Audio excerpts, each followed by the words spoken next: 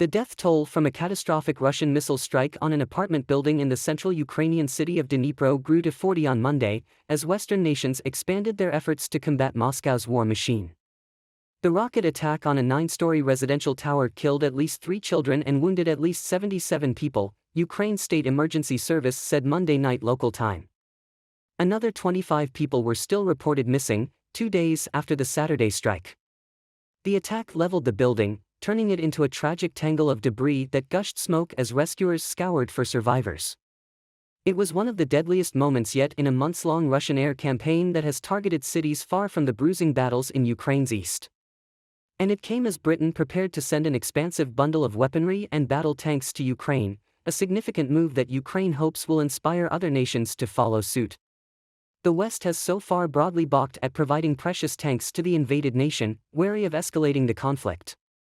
The office of Prime Minister Rishi Sunak said Saturday that Britain would send 14 tanks and about 30 AS-90 howitzers to Ukraine. Britain's Defence Secretary, Ben Wallace, said in a Monday statement to Parliament that the commitments marked the country's most significant package of combat power in support of Ukraine. Dmitry Peskov, a spokesman for Putin, told reporters that the tanks burn well, according to the TASS news agency, a Kremlin mouthpiece.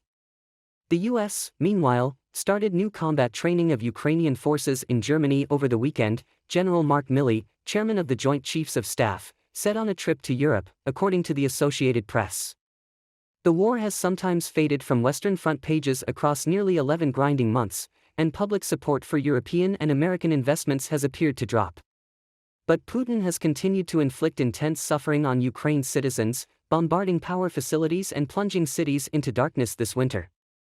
Ukraine's first deputy foreign minister, Emin Zepper, said Monday that new Russian attacks on the liberated Ukrainian city of Kherson, the only regional capital captured by Russia in the war, had killed 3 people and wounded 24 over the previous day. She said Russians had attacked a children's hospital in the city.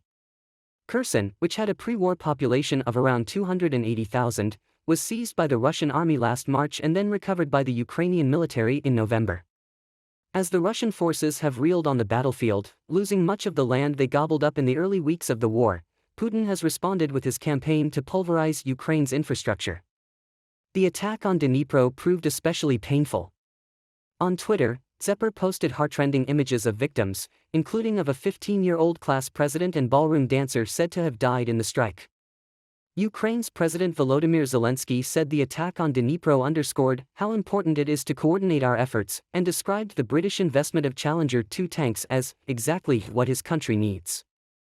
Zelensky made a daring trip to Washington last month to appeal for additional support, and President Joe Biden authorized the shipment of a Patriot air defense battery, a potent tool for fighting long-range missile attacks. The U.S. has not pledged to ship tanks to Ukraine. He presented the Patriot defense investment as part of a broader effort by the U.S. and its allies to supply Ukraine with the air defense capabilities that it needs to defend its population. America has proved one of Ukraine's stalwart allies in Europe's largest military conflict since World War II, but has rebuffed some of Zelensky's most ambitious requests, with Biden sometimes citing the threat of World War III. Ukraine insisted the West must speed up its supply of weapons, with the city of Dnipro reeling from a Russian missile strike that killed at least 40 people in an apartment block and Ukrainian troops under increased pressure on the Eastern Front. Ukraine's Army General Staff said on Monday that Russian artillery pounded about 25 towns and villages around Bakhmut and Avdiivka, the 2 focal points of Russian attempts to advance in the strategic eastern industrial Donbass region. It said Russia also kept up shelling of more than 30 settlements in the northeast Kharkiv and Sumy areas near the Russian border. In the south, Russian mortar and artillery fire hit several towns, including the regional capital, Kherson, which Russian forces abandoned in November. Very heavy fighting is continuing in the 2 key sectors of Bakhmut and Avdiivka, Ukrainian military analyst Ola Zhdanov said on YouTube. The enemy is attacking constantly and around the clock. And we are trying to maintain our positions. Russian troops are active at night, we are in great need of night vision equipment. Ukrainian President Volodymyr Zelensky said in his Monday night video address that the attack on Dnipro and Russia's attempts to gain the initiative in the war underscored the need for the West to speed up decision-making in supplying weapons. Western countries have produced a steady supply of weapons to Ukraine since Russian forces invaded last February 24, but Zelensky and his government are insisting they need tanks. Britain confirmed on Monday it was going to send 14 Challenger 2 tanks and other hardware, including hundreds more armored vehicles and advanced air defense missiles. Germany is under pressure to send Leopard 2 tanks to Ukraine, but its government says such tanks should be supplied only if there is agreement among Kyiv's main allies, particularly the United States. Oleksiy Danilov, Secretary of Ukraine's Security Council, also mentioned on Monday night the need for an acceleration in weapons supplies because the government expected Russia to attempt to make a so-called final push. Danilov told Ukrainian television that could take place on the invasion's anniversary or in March. U.S. Defense Secretary Lloyd Austin was to host allies at an air base in Germany on Friday to discuss further aid for Ukraine. Russia calls its actions a special military operation to protect its security because its neighbor grew increasingly close to the West. Ukraine and its allies accuse Moscow of an unprovoked war to grab territory and to erase the independence of a fellow ex-Soviet republic. Russia's invasion has displaced millions, killed thousands of civilians and left Ukrainian cities, towns and villages in ruins. Kyiv and its allies have also accused Russia of the large-scale deportation of Ukrainians. The OSCE is the world's largest regional security organization, consisting of 57 states, such as the United States, all European states, including Russia and all states of the former Soviet Union. The U.S. State Department estimated last year that between 900,000 and 1.6 million Ukrainian citizens, including 260,000 children, have been forcibly deported into Russian territory.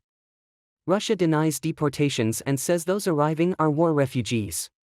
In November, the country's emergency ministry said that some 4.8 million Ukrainians, including 712,000 children, had arrived in Russia since February. Downing Street has expressed confidence that Ukraine will use British tanks effectively after Russia claimed the Challenger 2s will burn on the battlefield. Number 10 said there is a plethora of evidence showing Volodymyr Zelensky's troops have used UK-supplied weapons successfully and Minster's fully expected them to continue. The Kremlin has sought to downplay the significance of the UK's move to supply increasingly more advanced weapons to aid the resistance. Spokesman Dmitry Peskov said these tanks are burning and will burn just like the rest, claiming the supplies were an attempt to draw out the conflict. But Rishi Sunak's official spokesman said, "We have seen very clearly that the Ukrainian armed forces have been very effective with the equipment that we have provided to them." The Prime Minister hopes the UK's intensifying support will increase the pressure on Russian President Vladimir Putin and galvanize support among Western allies. "We believe that a long and static war only serves to benefit Russia. That's why we are surging our military support." He signed off on sending 14 British Army Challenger 2 main battle tanks to Kyiv, as well as around 30 AS-90 self-propelled guns during a call with Ukrainian leader Mr. Zelensky over the weekend. Mr. Zelensky said tanks, APCs and artillery are exactly what Ukraine needs to restore its territorial integrity and thanked Mr. Sunak, Defense Secretary Ben Wallace and the British people for this powerful contribution to our common victory over tyranny. Foreign Secretary James Cleverly spoke to Ukraine's Foreign Affairs Minister Dmytro Kuleba and confirmed his readiness to work together on persuading other nations to provide Ukraine with Western-type tanks, according to Mr. Kuleba. Mr. Cleverly and Mr. Wallace will meet allies to discuss further military support for Kyiv. Next month will mark the first anniversary of Mr. Putin's invasion, but Western analysts believe he is preparing for a drawn-out war. The duration combined with continued atrocities was increasing the pressure to support Ukraine's resistance. Authorities on Monday said the death toll from a Russian missile strike on an apartment building in Dnipro had risen to 40. Rescuers were working to locate victims and survivors in the wreckage of the strike on a multi-story building that housed around 1,700 people in the southeastern city. Meanwhile, Mr. Cleverly welcomed being among multiple cabinet ministers and the Army's Chief of the General Staff, Sir Patrick Sanders, who have been sanctioned by Russia. Ukraine authorities began criminal proceedings Monday against Russian soldiers blamed for the missile strike that devastated a 9-story apartment building in Ukraine and killed at least 40 people, one of Moscow's deadliest attacks on civilians away from battle areas. At least 25 people remained missing from Saturday's assault in the central Ukraine city of Dnipro, and rescue teams continued picking through the rubble in hopes of finding survivors, the Ukraine Security Service said. At least 75 were injured, 14 of them children, in a building that was home to about 1,700 people. 72 apartments were destroyed and 236 were damaged, leaving hundreds of Ukrainians homeless in the dead of winter. The security service said several dozen Russian soldiers were involved, led by Colonel Tymoshin Oleg Evgenevich, commander of Russia's 52nd Heavy Bomber Aviation Regiment. The European Union's foreign policy chief, Josep Borrell, called the attack on civilians inhumane aggression and added, "There will be no impunity for these crimes." The United Nations said Monday it has confirmed the deaths of about 7,000 Ukrainian civilians in the war, including nearly 400 children, while acknowledging the actual figure is much higher. The German and Dutch foreign ministers condemned the deportation by Russians of thousands of Ukrainian children, calling it a deliberate policy of cruel and inhumane abductions that is tearing apart families. They demanded that Russia account for the whereabouts of these children. 2 alleged Russian agents were detained by Ukrainian counterintelligence officials in Kherson and Odessa.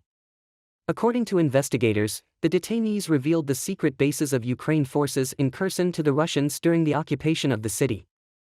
The Russian and Belarusian air forces began 2 weeks of joint exercises Monday in Belarus, which borders Ukraine and served as a staging ground for Russia's February 24 invasion. Last week the Pentagon announced that about 100 Ukrainians would be trained in the Patriot missile defense system to help counter Russia's attacks against Ukraine's civilian population and infrastructure. Ukraine President Volodymyr Zelensky lobbied for months for the system, saying it would make a significant difference in bolstering the country's defenses. The U.S. pledged 1 Patriot battery in December as part of one of several large military assistance packages, and last week Germany pledged another one. The truck-mounted launching systems can hold up to 4 missile interceptors, a ground radar, a control station and a generator. Germany's embattled defense minister Christine Lambrecht resigned Monday after spending most of her year on the job embroiled in controversy, starting with questions about her qualifications for the post. She drew criticism for the German government's hesitation to send weapons to Ukraine even before the war began. While the US and other nations provided weapons in preparation for Russia's invasion last February, Germany offered to supply 5,000 military helmets. Most recently she was condemned for a New Year's Eve message she posted on social media in which she discussed the war in Ukraine with the sound of fireworks in the background. Ukraine's President Volodymyr Zelensky called on the Organization for Security and Cooperation, OSCE, on Monday to do more about Ukrainians that Kyiv says have been forcefully deported to Russia and their fate once inside the country. Bujar Osmani, Minister of Foreign Affairs of North Macedonia and the 2023 OSCE chairman in office, visited Kyiv on Monday, with Zelensky saying the two talked about how to make the OSCE effective. Ukraine and its allies have accused Russia of large-scale deportation of Ukrainians since the start of the Russian invasion on Ukraine in February of 2022. The U.S. State Department estimated last year that between 900,000 and 1.6 million Ukrainian citizens, including 260,000 children, have been forcibly deported into Russian territory. Russia denies deportations and says those arriving are war refugees. In November, the country's emergency ministry said that some 4.8 million Ukrainians, including 712,000 children, had arrived in Russia since February. Ukraine's National Information Bureau, which tracks missing and displaced children, says that as of January 16 nearly 14,000 children had been deported. The OSCE, the world's largest regional security organization of 57 states, brings on equal footing the United States, all European states, including Russia and all states of the former Soviet Union, among others. Russia has tried to undermine the organization, saying in December that the body is losing its meaning and not focusing on matters closely related to security. It has been blocking the adoption of the OSCE budget. The OSCE was also forced to close its monitoring mission in Ukraine after Moscow refused to extend the mandates of the organization's field operations in the country. William Burns, director of the Central Intelligence Agency, CIA, warned President Volodymyr Zelensky about an assassination threat at a secret meeting during his visit to Ukraine before Russia's invasion. Chris Whipple, author of books about administrations of different U.S. presidents, describes this information in his book The Fight of His Life, Inside Joe Biden's White House. William Burns went to Kyiv before the start of the full-scale war in order to inform Zelensky of a Russian plan to murder him and give Zelensky a reality check, as Zelensky was publicly dismissive of warnings from U.S. officials. Chris Whipple said that Biden tasked the CIA director, a former U.S. ambassador to Russia, with providing Zelensky with precise details of the Russian plots, This immediately got Zelensky's attention. He was taken aback, sobered by this news. It is noted with a reference to Ukrainian officials that Zelensky has survived more than 12 separate attempts on his life by Russian forces since the full-scale war began in February 2022. Whipple said that at least 2 of those success stories were thanks to U.S. intelligence shared by Burns during that visit to Kyiv. The intelligence was so detailed that it would help Zelensky's security forces thwart 2 separate Russian attempts on his life. In March 2022, The Times reported that President Volodymyr Zelensky had survived at least 3 assassination attempts since the start of Russia's full-scale invasion of Ukraine. At the same time, Mikhailo Podolyak, advisor to the head of the president's office, said on March 9 that there were more than a dozen of such assassination attempts. The British Army will become temporarily weaker and less able to combat Russia after giving away tanks and artillery to Ukraine, its top general has said in an unusually blunt admission.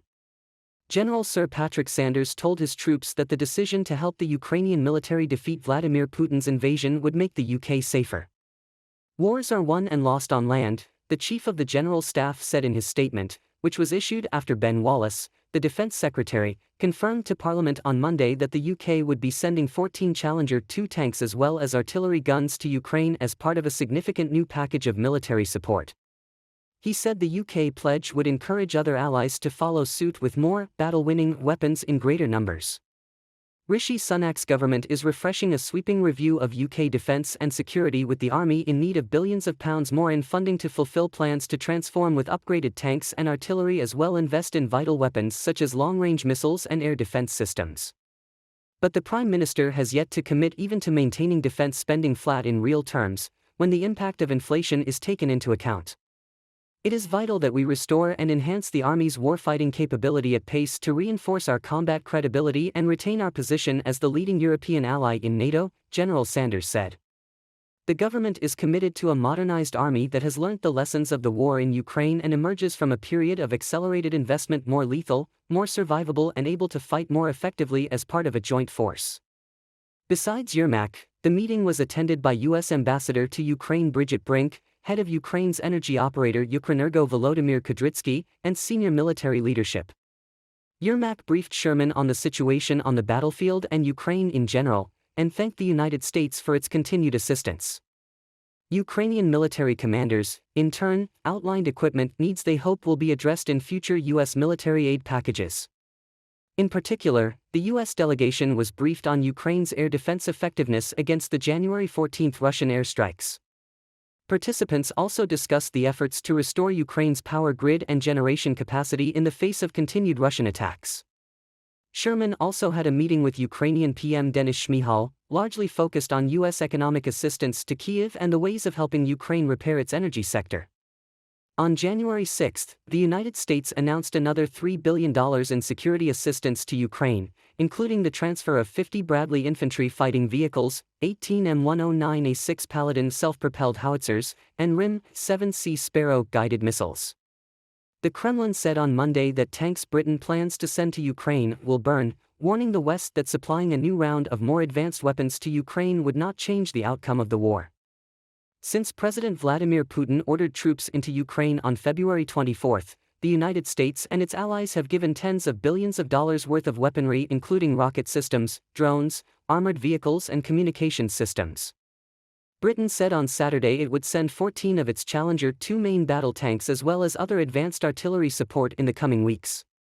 Peskov said the new supplies from countries like Britain and Poland would not change the situation on the ground, but were an attempt to draw out the conflict which he said would ultimately bring more troubles on Ukraine. Putin said in an interview aired on Sunday that the military operation in Ukraine had gained positive momentum and that he hoped his soldiers would deliver more wins after Russia claimed control of the eastern Ukrainian salt mining town of Soledar. The Kremlin chief now casts the war in Ukraine as an existential battle with an aggressive and arrogant West, and has said that Russia will use all available means to protect itself and its people against any enemy. The United States and its allies have condemned Russia's invasion of Ukraine as an imperial-style land grab, while Ukraine has vowed to fight until the last Russian soldier is ejected from its territory. Vladimir Solovyev, a pro-Kremlin presenter on Rossiya 1 state television, said any Western countries which supplied more advanced weapons to Ukraine should be considered legitimate targets for Russia. Ukraine's allies are due to meet in Ramstein, Germany on Friday to discuss providing it with more arms. German Chancellor Olaf Scholz is under pressure to allow the export of Leopard 2 battle tanks to Ukraine by Germany, which makes them, and other countries that have them,